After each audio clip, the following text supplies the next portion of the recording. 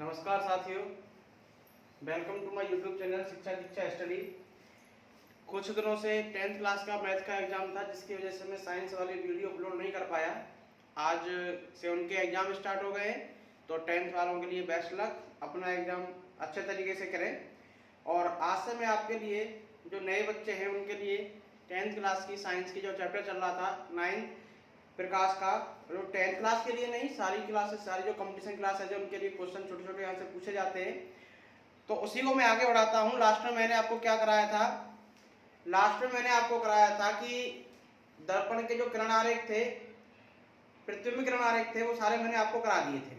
और इसमें बताया था कि अवतल दर्पण में जो बनता है वो कैसा बनता है, वास्तविक। और वास्तविक हमेशा कैसे होते हैं, उल्टे। और उत्तल दर्पण में जो बनता है वो क्या बनता है, आभासी। और आभासी हमेशा कैसा होता है, सीधा। मतलब अवतल दर्पण में बनने वाले प्रतिबिंब वास्तविक और उल्टे, और उत्तल दर्पण में बनने वाले प्रतिबिंब आभासी और सीधे होते हैं। इसके अलावा जब हमने किरण आरेख की स्थितियां देखी थी, प्रतिबिंब जब बना रहे थे, तो वहां पर हमने कई सारी चीजें देखी थी कि प्रतिबिंब कहाँ रखा था। सबसे पहले ध्रुव पर, उसके बाद कहाँ रखा था, अनंत पर, फिर अनंत और वक्रता केंद्र के बीच में, वक्रता केंद्र पर, वक्रता केंद्र फोकस बिंदु के बीच में, फोकस बिंदु पर, फोकस बिंदु ध्रुव के बीच में। ये 6 स्थितियां हमने देखी थी। और हमने देखा था कहीं प्रतिबिंब बहुत छोटा बन रहा है, कहीं पर बहुत बड़ा बन रहा है, कहीं पे आवर्धित हो रहा है, और कहीं पे बहुत न्यून हो रहा है। तो ऐसी स्थितियों के लिए आज हम जो पढ़ेंगे, तो उसी क्रम में मैं आगे बढ़ाते चलता हूं। तो उसी क्रम में आगे बढ़ाते हम क्या देखते हैं कि अब हमारे पास दर्पण के हिसाब से 2-3 चीज और रह जाती हैं। उसमें सबसे पहले क्या आता है कि इन दर्पणों के उपयोग क्या है। इन दर्पणों के उपयोग क्या है, इधर मैंने लिख दिया अवतल दर्पण और इधर लिख दिया उत्तल दर्पण। अब क्या पढ़ रहे हैं इनके उपयोग। देखो, अवतल दर्पण के उपयोग पहले पढ़ते हैं। अवतल दर्पण का उपयोग कहां होता है, आपने अपनी जो गाड़ियां होती हैं, बाइक वगैरह गाड़ियां जो होती हैं, उनमें आगे हेडलाइट लगी होती है, और लाइट के आगे एक शीशा लगा होता है, ग्लास लगा होता है। वो कौन सा दर्पण होता है, अवतल दर्पण।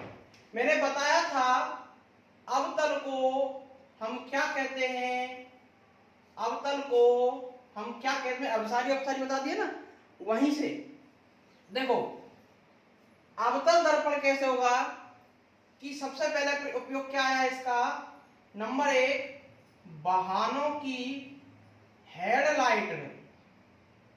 और हेडलाइट को शुद्ध हिंदी में क्या लिखेंगे, अग्रदीप। तो अवतल दर्पण का पहला उपयोग क्या हुआ, वाहनों की हेडलाइट में। इसके बाद इसका दूसरा उपयोग क्या आता है, वाहनों की हेडलाइट में।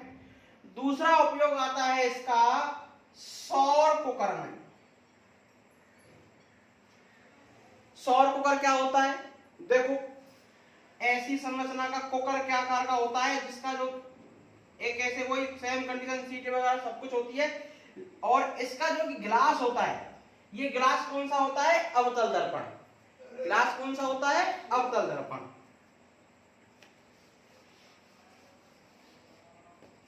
नंबर 3, वाहनों की हेडलाइट में, सौर कुकर में।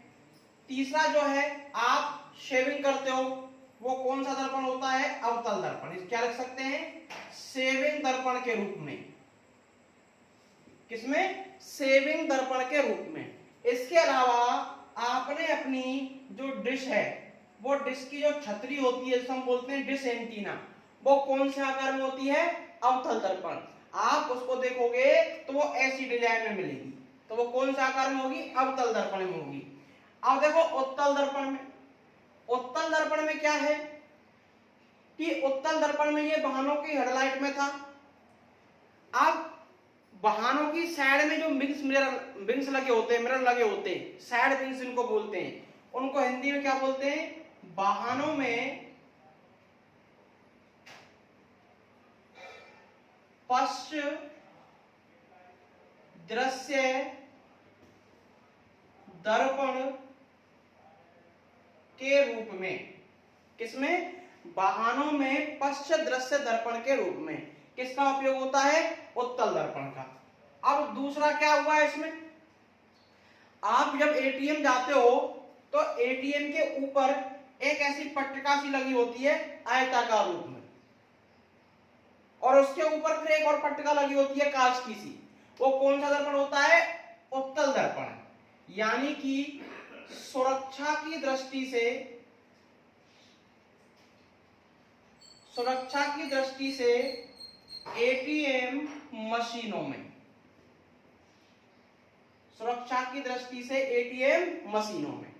अब देखो अवतल दर्पण के उपयोग हो गए, उत्तल दर्पण के उपयोग हो गए, और ये उपयोग ऐसा नहीं है कि सिर्फ इन्हीं क्लासों में पूछे जाते हैं। आप यदि किसी कंपटीशन जो एग्जाम होते हैं, कंपटीशन के जो एग्जाम होते हैं, गवर्नमेंट जॉब की तैयारी करते हैं, उन बच्चों को देखें तो यहाँ से लास्ट ईयर के पेपर देखें तो यहाँ से कोई ना कोई क्वेश्चन जरूर पूछा जाता है कि वाहनों की हेडलाइट में क्या होता है, शेविंग दर्पण में क्या होता है, पृष्ठदर्शी दर्पण के रूप में क्या होता है, सुरक्षा की दृष्टि से किसका होता है। तो ये सभी के लिए महत्वपूर्ण है। इसके बाद हमारा जो नेक्स्ट टॉपिक बचता है वो क्या होता है, देखिए इसके बाद हमारा जो नेक्स्ट टॉपिक बचता है वो टॉपिक है दर्पण सूत्र। क्या है, दर्पण सूत्र। अब ये दर्पण सूत्र क्या है कि दर्पण में बिंब, प्रतिबिंब और फोकस दूरी, तीन चीजें हमने देखी थी, और मैंने बताया था जब उसकी कार्तीय निर्देशांक पद्धति पढ़ाई थी दर्पण के लिए, मैंने बताया था कि सभी दूरियां कहां से मापी जाती हैं, ध्रुव से। यदि आप ध्रुव से इधर जाते हो तो कैसा आएगा, नेगेटिव, और यदि आप ध्रुव से इधर जाओगे तो कैसा आएगा, पॉजिटिव। यदि इसके ऊपर जाओगे तो कैसा आएगा, पॉजिटिव, और नीचे जाओगे तो कैसा आएगा, नेगेटिव।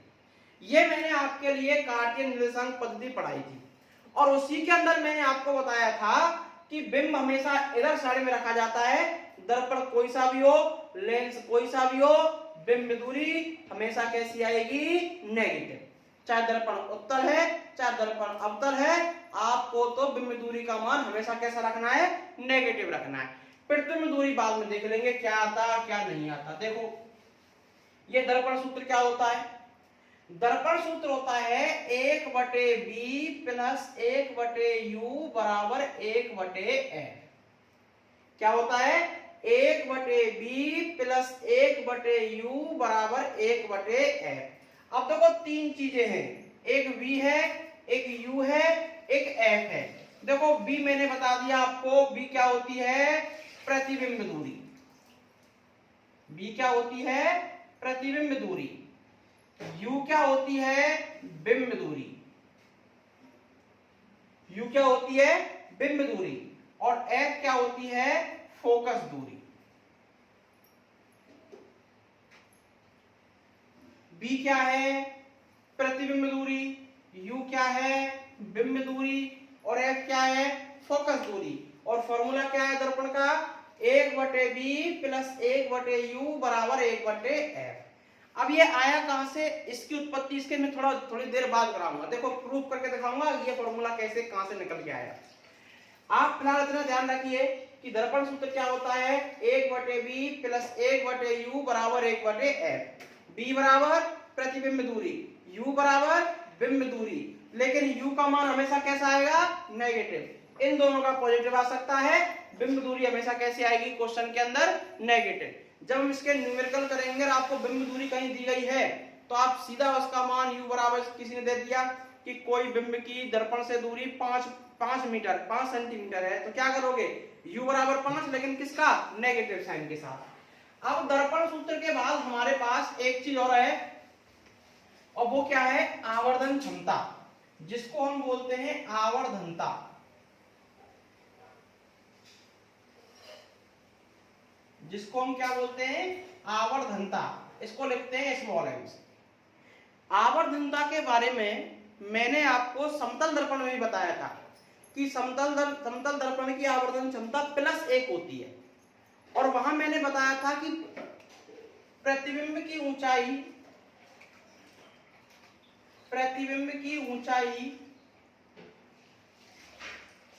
और बिंब की ऊंचाई का अनुपात कहलाती है।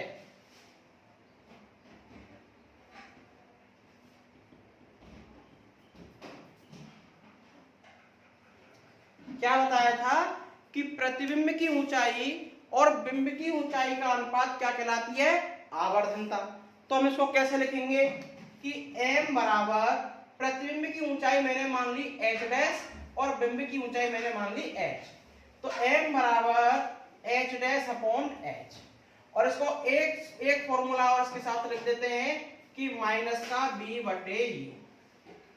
क्या आया? m बराबर h डैश बटे h बराबर माइनस b बटे u।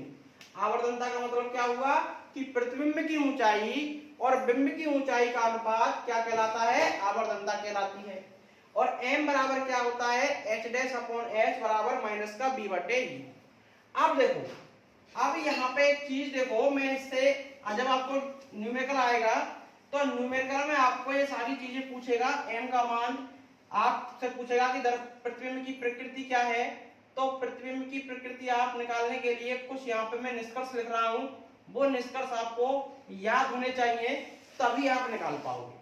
पहले देखो m बराबर h डैश अपॉन h बराबर माइनस का b बटे u। अब देखो यहाँ पर 4 निष्कर्ष निकल के आते हैं।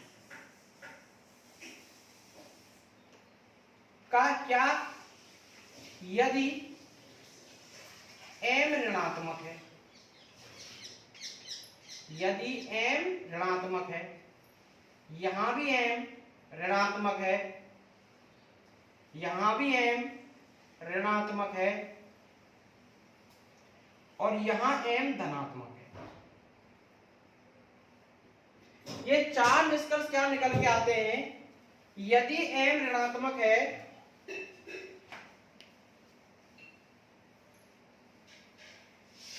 यदि m ऋणात्मक है, यदि m का मान नेगेटिव है और m का मान पॉजिटिव है। सबसे पहले दो याद रखो, m का मान नेगेटिव है तो प्रतिबिंब कैसा होगा? वास्तविक एवं उल्टा।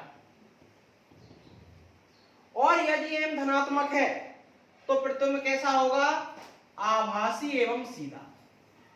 आपसे किसी ने पूछ लिया, कोई क्वेश्चन दे दिया, बिंब दूरी ये है, फोकस दूरी ये है, प्रतिबिंब दूरी ज्ञात करो और बताइए कि प्रतिबिंब की प्रकृति क्या होगी। तो प्रतिबिंब की प्रकृति कैसे निकालेंगे? यदि m का मान नेगेटिव है तो क्या होगी? वास्तविक एवं उल्टा। और यदि m का मान पॉजिटिव है तो क्या आएगा? आभासी एवं सीधा। आप इन दो चीजों को ध्यान रखना बस। m का मान नेगेटिव है तो वास्तविक एवं उल्टा, और m का मान पॉजिटिव है तो आभासी एवं सीधा। अब देखो, यदि m नेगेटिव है तो पता चल गया तो क्या होगा? वास्तविक एवं उल्टा। लेकिन अब b कभी इससे बड़ा हो सकता है, b इसके बराबर भी हो सकता है, b इससे छोटा भी हो सकता है, और इसके लिए तो एक ही आएगा, b ग्रेटर देन u। देखो, प्रतिबिंब दूरी बिंब दूरी से बड़ी हो, प्रतिबिंब दूरी बिंब दूरी के बराबर हो, और प्रतिबिंब दूरी बिंब दूरी से छोटी हो। अब देखो, ये प्रतिबिंब दूरी बड़ी है तो प्रतिबिंब भी कैसा बनेगा? बड़ा बनेगा। ये दोनों बराबर हैं तो प्रतिबिंब बिंब के कैसा होगा? समान होगा। और ये इससे छोटा है तो इसका मतलब प्रतिबिंब छोटा होगा, इससे? बिंब से। आई बात समझ में? b is greater than u, तो इसका मतलब प्रतिबिंब दूरी बड़ी है बिंब दूरी से, तो प्रतिबिंब कैसा हो गया? बड़ा। प्रतिबिंब बराबर है बिंब दूरी के, मतलब दोनों कैसे हैं आपस में? समान। और ये इससे कैसा है? छोटा, तो ये कैसा होगा? छोटा। और ये कैसा होगा? बड़ा। अब देखो, m ऋणात्मक है, b ग्रेटर देन u, तो क्या आएगा? देखो क्या आएगा? वास्तविक एवं उल्टा, क्योंकि ऋणात्मक है, सबसे पहले यही आएगा, वास्तविक एवं उल्टा। और कैसा होगा? बिंब से बड़ा, तो कैसे लिखेंगे? बड़ा होगा, जिसको हम आवर्धित बोलते हैं। अब देखो, m ऋणात्मक है तो सबसे पहले क्या आएगा कि वास्तविक एवं उल्टा होगा, और बराबर है तो क्या होगा? बिंब के समान होगा। तीसरा क्या है कि b ऋणात्मक है तो ऋणात्मक से तो वही आएगा क्या कि वास्तविक एवं उल्टा, और ये इससे छोटा है तो कैसा रखेंगे? छोटा होगा। और b ग्रेटर देन u, लेकिन m कैसा है, धनात्मक, और धनात्मक है तो क्या आएगा, आभासी एवं सीधा। क्या आएगा, आभासी एवं सीधा। और देखो ये बड़ा है तो कैसा आएगा, बड़ा होगा, क्योंकि b greater than u, b बड़ा है किससे, u से। तो ये हमारी 4 कंडीशन हो गई आवर्धन क्षमता के लिए। अब मैं आपको यहाँ पे न्यूमेरिकल कराऊंगा, तो न्यूमेरिकल में हम इन्हीं चीजों को देखेंगे। देखिए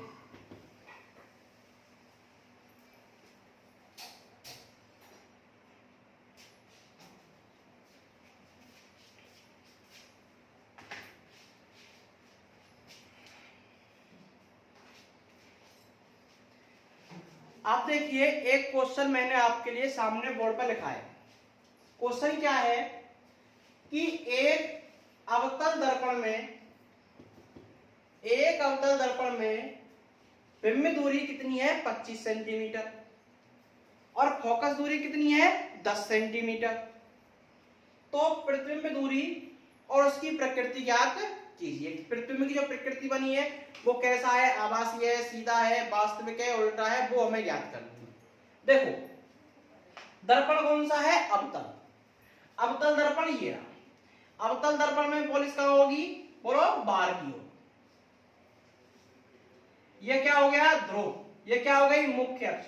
अब बिंब कहीं ना कहीं इस जगह रखा है और इसकी फोकस दूरी भी इधर है, और इधर से इधर जब हम चलते हैं तो सारी दूरियां कैसी आती हैं, नेगेटिव। कैसी दूरियां आती हैं, नेगेटिव। इसका मतलब ये हुआ कि बिंब की अवतल दर्पण में बिंब दूरी भी कैसी होगी, नेगेटिव, और फोकस दूरी भी कैसी होगी, नेगेटिव। देखो इसका मतलब ये हुआ बिंब दूरी को किससे लिखते हैं, u से। u कितना दिया हुआ है, 25 सेंटीमीटर। फोकस दूरी है कितना दिया हुआ है, 10 सेंटीमीटर। लेकिन कार्तीय निर्देशांक पद्धति के अनुसार हम जब इधर से इधर जाते हैं तो कैसा आएगा, नेगेटिव। ये नेगेटिव और ये नेगेटिव, और बिंब दूरी तो हमेशा ही नेगेटिव होती है। अवतल दर्पण की बिंब और फोकस दूरी दोनों नेगेटिव होंगी, और उत्तल दर्पण की केवल बिंब दूरी नेगेटिव होगी। फोकस दूरी कैसी होगी, पॉजिटिव, क्योंकि फोकस बिंदु किधर आएगा, इधर की ओर आएगा, तो कैसा होगा, पॉजिटिव। अब देखो निकालना क्या है, b का मान हमें निकालना है। लगाओ दर्पण सूत्र। क्या होता है दर्पण सूत्र से कि 1/b प्लस 1/u बराबर 1/f। b का मान हमें निकालना है प्लस 1/-25 बराबर 1/-10।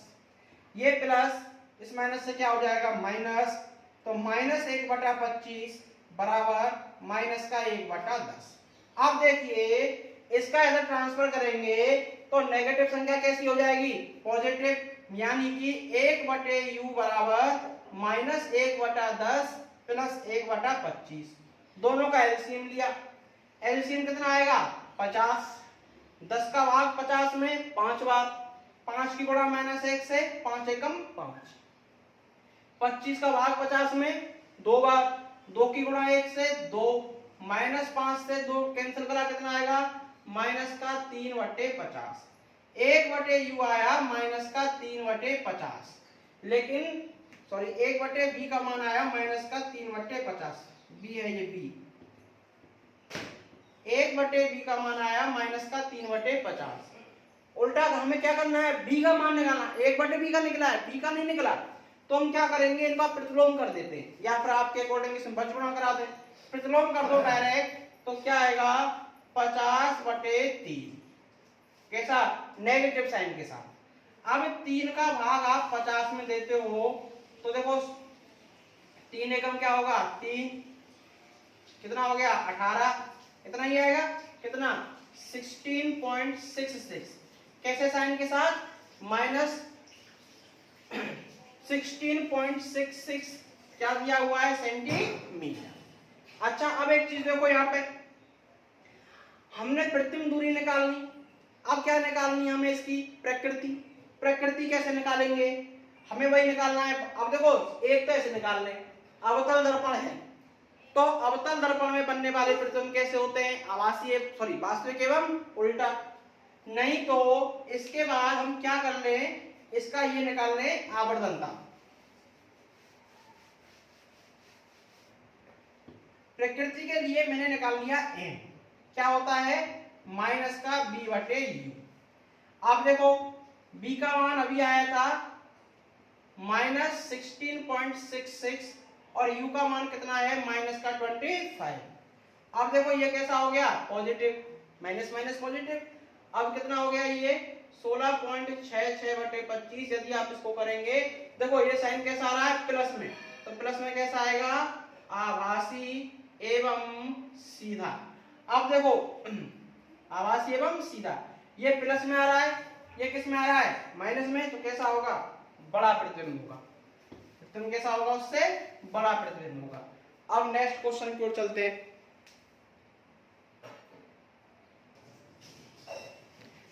अब देखिए नेक्स्ट क्वेश्चन कि एक उत्तल दर्पण की वक्रता त्रिज्या 30 सेंटीमीटर और दर्पण से बिंब की दूरी 20 सेंटीमीटर, तो बताइए प्रतिबिंब दूरी क्या होगी। देखो क्या क्या दिया हुआ है लिख लो। वक्रता त्रिज्या दी हुई है r बराबर 30 सेंटीमीटर, साथ में क्या दिया हुआ है बिंब दूरी u बराबर 20 सेंटीमीटर, लेकिन बिंब दूरी हमेशा कैसी होती है माइनस में, तो u बराबर क्या रखेंगे माइनस का 20 सेंटीमीटर और b आपसे उसने पूछा है। अब देखो हमें तो f चाहिए फॉर्मूले के अकॉर्डिंग, f है नहीं, फोकस दूरी है नहीं, तो मैंने आपको बताया था कि वक्रता त्रिज्या और फोकस दूरी में क्या संबंध होता है। चूंकि वक्रता त्रिज्या जो होती है वो फोकस दूरी की कैसी होती है दुगनी, या फिर हम ऐसे लिख सकते हैं कि f बराबर होता है r बटे 2।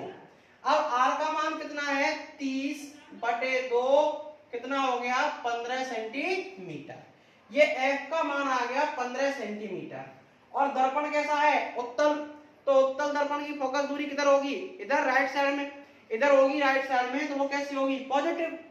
अब देखो कौन से फॉर्मूले से, दर्पण सूत्र से 1 बटे बी प्लस 1 बटे यू बराबर 1 बटे एफ। 1 बटे बी, यू का मान कितना है 20, तो 1 बटे माइनस का 20 बराबर 1 बटा 15। ये नेगेटिव कर देगा इसको, तो मैं डायरेक्ट नेगेटिव लिख रहा हूं यहाँ पे, ये इधर जाएगा तो क्या हो जाएगा पॉजिटिव। 1 बटे बी बराबर 1 बटा 15 प्लस 1 बटा 20। अब देखो कुछ बोर्ड की दिखने की प्रॉब्लम की वजह से मैं साइड में लिया, इन दोनों का एलसीएम लिया, 15 और 20 का आप एलसीएम लेते हो तो क्या आएगा 60 आएगा ना, ले लिया 15 चौका 60 और 20 दिया 60, तो 1 बटे बी बराबर 7 बटे 7, यार बी बराबर क्या आ जाएगा उल्टा कर दो 60 बटे 7 डिवाइड आ जाएगा, वो क्या आ जाएगा हमारा आंसर। तो ऐसे ही और सारे क्वेश्चन आप जो बुक के अंदर एग्जाम्पल के रूप में दिए हुए हैं वो कीजिए। कल से आज से मैं आपको डेली साइंस की चैप्टर की आपको वीडियो उपलब्ध करा दूंगा, ताकि आप अपने एग्जाम्पल्स वगैरह जो हैं और साथ में आपका डेली का पढ़ने का रूटीन रहे। वीडियो को शेयर अधिक से अधिक कीजिए अपने दोस्तों के साथ, और इसको क्या कीजिए सब्सक्राइब कीजिए चैनल को, ताकि ये और आगे और बच्चों की तक पहुंच सके। धन्यवाद।